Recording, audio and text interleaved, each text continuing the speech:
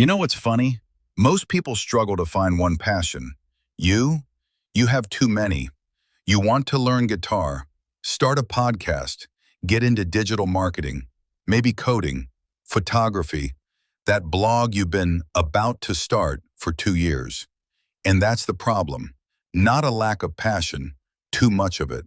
People call it being a multi-potentialite, a renaissance person, a scanner. Sounds cool. But let's be honest, most days it just feels like you're scattered, like standing at a buffet with 100 dishes, trying to eat everything at once, and tasting nothing properly. I've been there.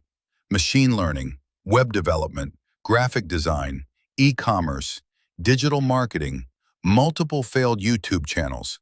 At one point, I thought I was lazy or broken. But here's what changed everything. You don't have a passion problem. You have a strategy problem. The world is built for specialists. Be a doctor, be a lawyer, be a software engineer. Pick one lane, stay in it. That works, if you're wired that way. But what if you're not? So you try to force it. You pick graphic design. You go hard for 3 months. You're learning, improving, feeling momentum. Then something new catches your attention. Video editing, writing, investing. And suddenly, graphic design feels boring, so you switch, and the cycle repeats. Listen carefully.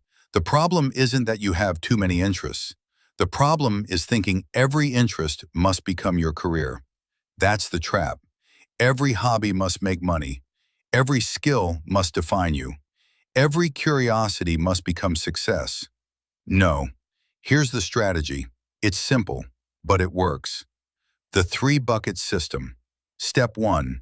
Stop trying to pick one passion forever. You're not broken. You're just built differently. Instead of killing your interests, organize them. Step 2. Create 3 buckets. Grab paper. Write everything down.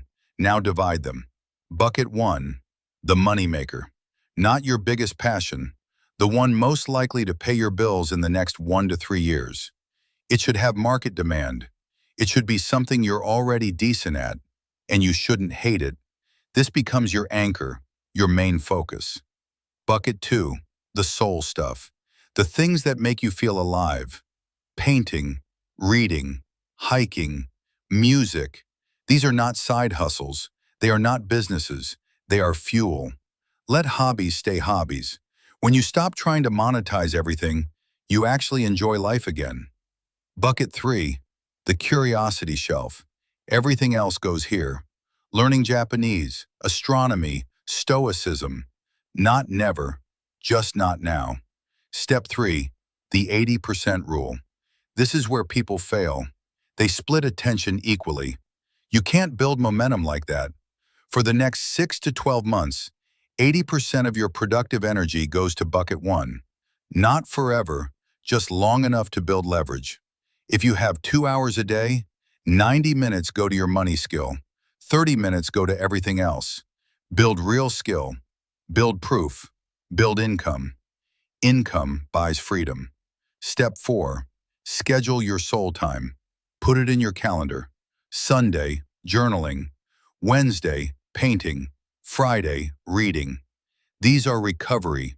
They protect your focus. Step 5, reassess later.